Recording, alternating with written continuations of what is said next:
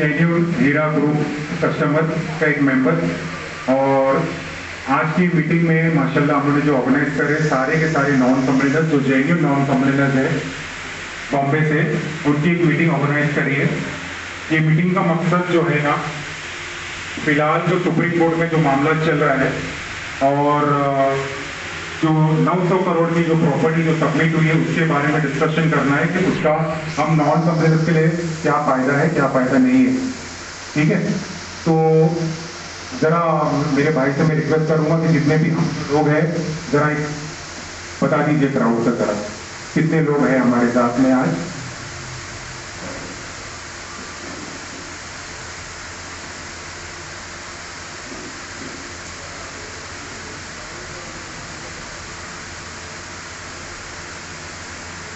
ये जितने भी जो आज नॉन कंप्लेनर्स है जिनकी आज हमारी मीटिंग है, हम जो है मतलब ऐसा नहीं कि हम बहुत आराम से और बेफिक्र होकर बैठे कि भाई हमको कोई प्रॉब्लम नहीं है और हमारी कोई तकलीफें नहीं है।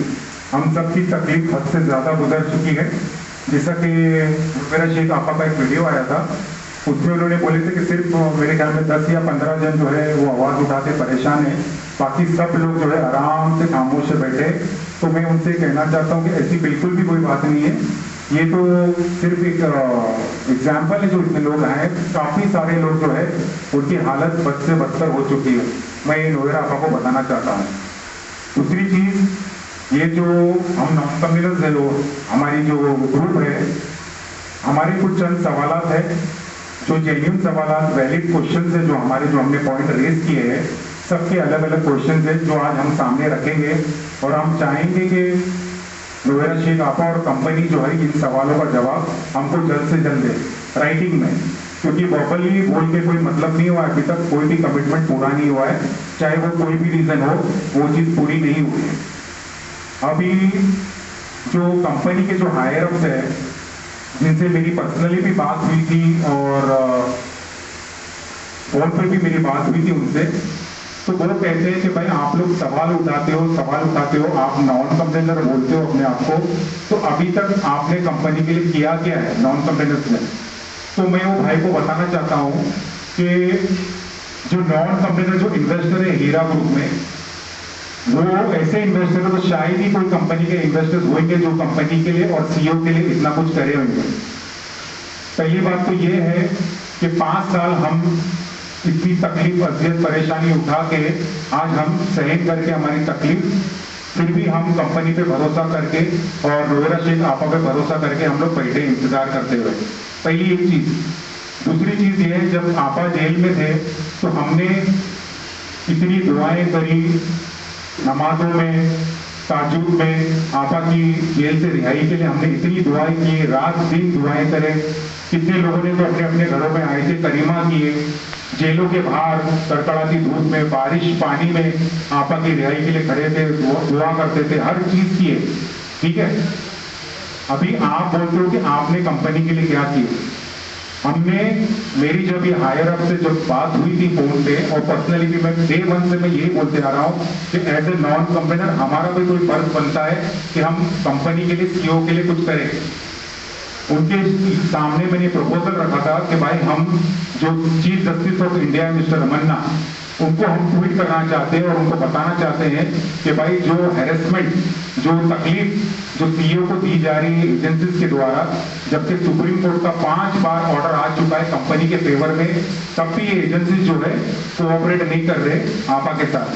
तो हम सीजीआर रमन्ना को ट्वीट करना चाहते हैं और बताना चाहते हैं कि ऐसी की बात ऐसी है, सच्चाई क्या है। दूसरी चीज, हमने ये भी प्रपोजल उनको दिए थे कि भाई हम आरटीआई फाइल करना चाहते हैं इन एजेंसीज के ऊपर जो कोऑपरेट नहीं कर रहे।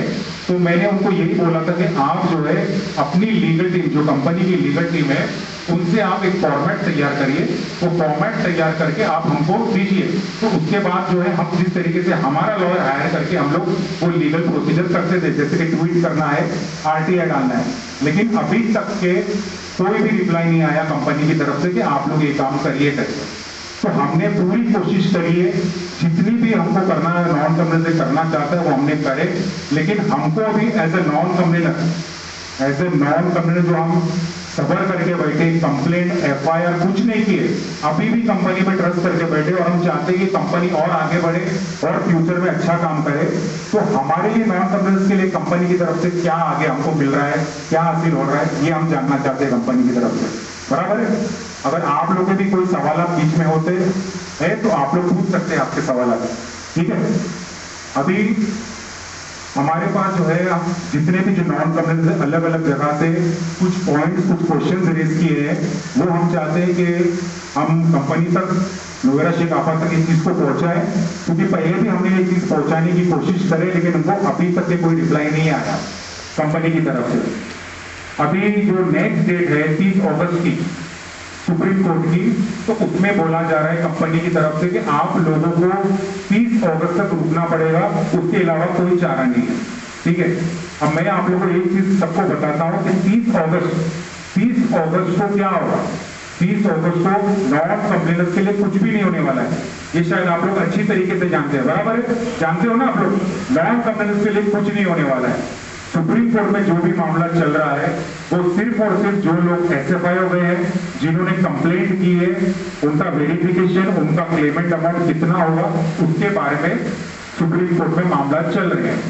30 अगस्त को जब डेट रहेगी अपनी, तो जो एएसजी राजू है, एएसजी राजू साहब यही बोलने वाले हैं कि भाई जज साहब को यही बोलेंगे कि भाई हमारा वेरिफिकेशन अभी तक कंप्लीट मुकम्मल नहीं हुआ है, हमको और 2 से 3 महीने का टाइम चाहिए। यही होने वाला है, क्योंकि अभी तक एसएफआईओ में जो क्लेमेंट का जो डोर है वो ओपन है, अभी तक क्लोज नहीं हुआ है। वहां पे लोग अभी भी क्लेमेंट अमाउंट ले रहे हैं, क्लेमेंट एक्सेप्ट कर रहे हैं, और ऐसा सुनने में आया कि 25 जुलाई जो है उसकी लास्ट डेट है। तो आप लोग इसको इमेजिन करिए कि नवंबर 20 तारीख को 2021 को सुप्रीम कोर्ट ने बोला था कि विंडोज क्लोज करने के लिए, लेकिन अभी तक के वो विंडोज ओपन रखी गई है, अल्लाह जाने क्यों। तो नवंबर 20 से अभी तक के जितने भी लोग क्लेम किए हैं उनका वेरिफिकेशन अभी तक मुकम्मल नहीं हुआ है। तो आप लोग इमेजिन करो कि तो 25 जुलाई तक अगर ये डोर ओपन है, तो क्या ये अगस्त की 20 तारीख तक मुकम्मल होगा वेरिफिकेशन? कभी भी नहीं होगा ये, और 2 महीने का टाइम मांगा जाएगा, सीधा 2 महीने की डेट भी चली जाएगी।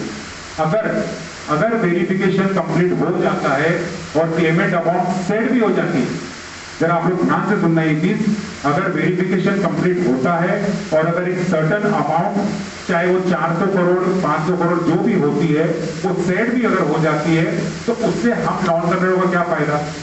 इसमें क्या होगा, एक बार उनकी तरफ से उनकी लिस्ट चले जाएगी सुप्रीम कोर्ट में, तो नोएडा शेख आपा और कंपनी बोलेगी कि भाई अभी हमारे को भी वेरिफिकेशन करना है, जितने लोग एसएफआई गए हैं, हमको हमारी तरफ से अभी वेरिफिकेशन अमाउंट हम पूरा चेक करेंगे।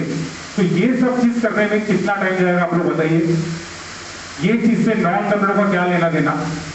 अगर सपोज एसएफआई वाले का पेमेंट अमाउंट 400 करोड़ रुपया होता है, मान के चलो एग्जाम्पल दे रहा हूं, और कंपनी बोलेगी कि भाई नहीं, हमारी तरफ से 200 करोड़ रुपए का अमाउंट बैठ रहा है, तो ये कॉन्फ्लिक्ट और डिबेट आर्गुमेंट तो सालों साल सुप्रीम कोर्ट में चलेंगे।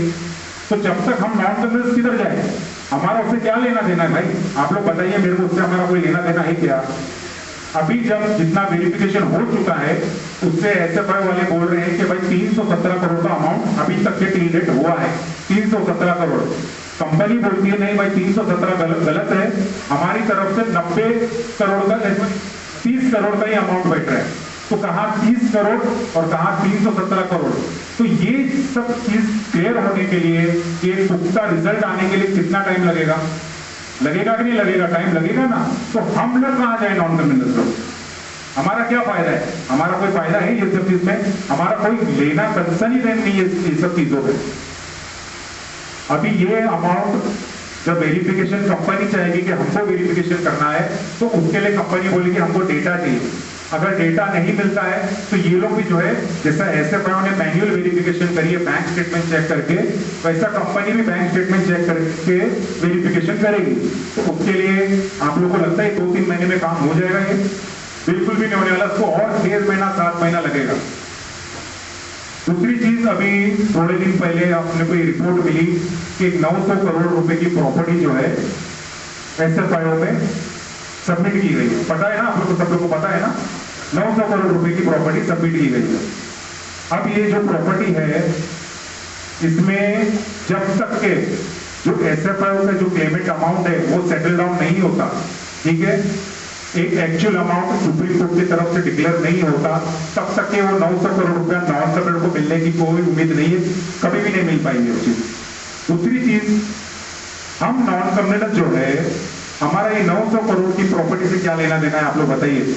हम तो सिर्फ और सिर्फ हमने अगस्त 2021 में जब आपा ने डिक्लेयर किए थे कि मेरा बिजनेस जो है रीस्टार्ट हो गया है अगस्त 2021 से, और इसका 4 या 5 महीने का बेनिफिट प्रॉफिट जो है वो जनवरी के महीने में 2022 में डिक्लेयर होगा।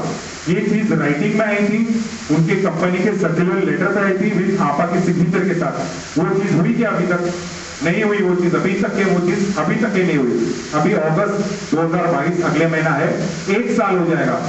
तो हमारा ये क्वेश्चन है कंपनी से और नोएडा के आपा से, एज ए नॉन कंप्लेनर जो हम लोगों ने कंटिन्यू किए, तो हम तो डायमंड मेंबर है, कंपनी जो बोलती है हम डायमंड मेंबर है, और कौन से मेंबर अल्लाह जाने जो कंपनी हमको बोलती है, तो हमको प्रॉफिट क्यों नहीं दिया जा रहा?